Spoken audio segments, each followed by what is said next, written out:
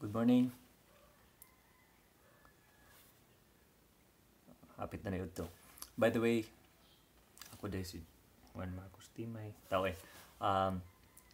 studs, uh, very sad that we are having this crisis for today.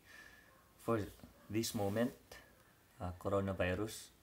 Just an update, according 18 hours ago from the Rappler, may 187 naka-case sa Philippines and thankfully naputay upat ka case na na-recover na. So,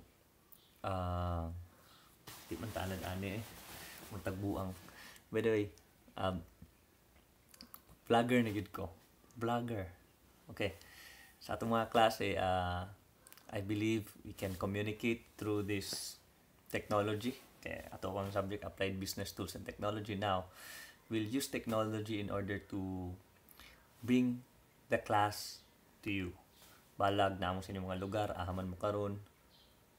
Ako na diri sa Mumbalay, nasa akong hidanan. But still, I just want to connect with you. Atong kumustahon una atong mga kaugalingon. Dagan-dagan tag topics nga hisgutan. Mostly about business as of the moment, and also just chika-chika na pud gyapon ta unsay buhaton angay karon nga nay coronavirus, unsay mga pangutan nyo. Mo nang akong gusto nga karon gusto na mabal-an kung unsay nyo mga pangutana. Comment nyo mga pangutana kay atong tubagon sa atong next nga video. Tanan pangutana nga inyong gusto na matubag kay no man nato nanda na pud gyapon nga every kuan sa atong klase pag napati time i-answer anything under the sun, under the moon, para mas ma-better na to atong lives. So kana lang sa siguro, actually gakabaguhan ko ani akong gabuhaton karon ra kog buang ako ra sa Dres Balay kalay but mo naman gid ni. So vlogger na ta. By the way, I'm Juan, Kuya Juan. Kamu ma Kuya Juan. Joke lang.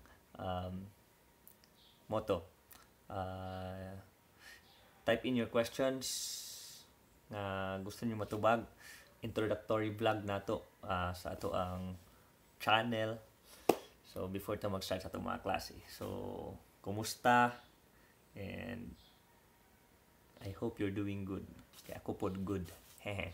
Thank you very much. See you.